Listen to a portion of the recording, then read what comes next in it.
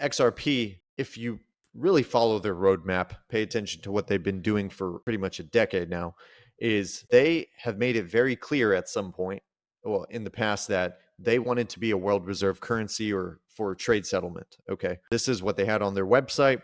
This is what Brad Garlinghouse has said in his conference in Asia. And then all of a sudden, the narrative changed. They don't talk about that anymore.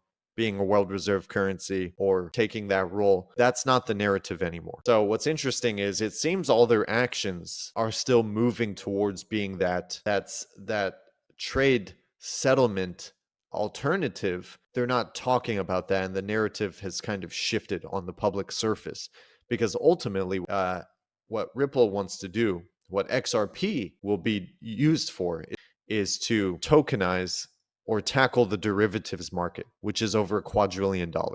Okay. It's not cross-border payments. It's not this and that. It's the derivatives market. This seems like their ultimate goal, to tackle all the money. It's going to be interesting to see how this unfolds in the future when regulations come into place and more adoption takes place.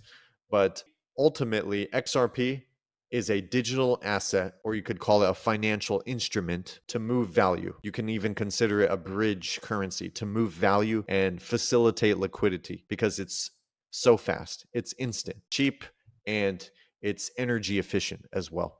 So once a lot of the value starts making its way onto the XRP ledger, the network, XRP has a limited supply. It comes back to supply and demand. It's that tokenomics. And if the supply is capped and demand keeps rising because of utility, use cases, all this debt, whether it's equities, value, debt coming onto the network, that's going to ultimately result in price increasing if we measure it in dollars.